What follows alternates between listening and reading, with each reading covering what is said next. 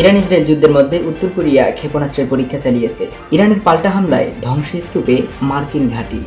যুক্তরাষ্ট্রের ইরান অভিযানের ব্যয় $5 বিলিয়ন ছাড়িয়েছে। ইরানের সর্বোচ্চ নেতা নির্বাচনে জড়িত থাকবে ট্রাম্প।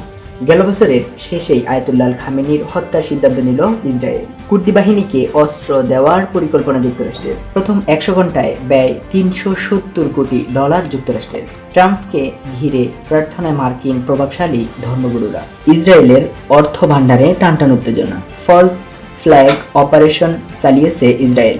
কাতারে আরও 4টি ইউরোফাইটার টাইপুন যুদ্ধবিমান পাঠিয়েছে যুক্তরাজ্য।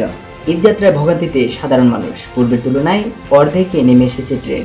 দেশে 2 সপ্তাহে 41 খুন, এর মধ্যে 6 জনই সরকার দলীয়। ডেপুটি স্পিকারের পদ জামাতের গ্রহণ করা উচিত বলে জানিয়েছেন স্বরাষ্ট্রমন্ত্রী। সাবেক 2 উপদেষ্টার গ্রেপ্তারের দাবিতে জামাতের বিক্ষোভ। সঠিক সময়ে অফিস না করলে চিকিৎসকের লাইসেন্স স্থগিত। ঈদে বাড়তি ভাড়া নিলে কঠোর ব্যবস্থা নেওয়া হবে সড়ক প্রতিমন্ত্রী। গ্যাস সংকটে বন্ধ সার কারখানা।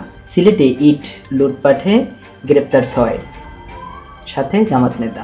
সড়কে অটোরিকশা নিয়ন্ত্রণে চ্যালেঞ্জ সরকারের। সিলেটে দিনের বেলায় ছিনতাই। রাজধানীর কামরাপাড়ায় গ্যাস লিকেজ, অন্তত 10 জন দগ্ধ। ছুটির সকালে বইমেলায় ভিড় জমেছে বই প্রেমিকদের। ক্রেতা বিক্রেতার ভিড় রাজধানীর শপিং মলগুলোতে। সুনামগঞ্জে তরুণীকে সংঘবদ্ধ ধর্ষণ মামলায় গ্রেপ্তার 3। আবু সাইদ হত্যার বিচার হলে শেখ রাসেলের হত্যার কেন হবে না, প্রশ্ন আজিজের।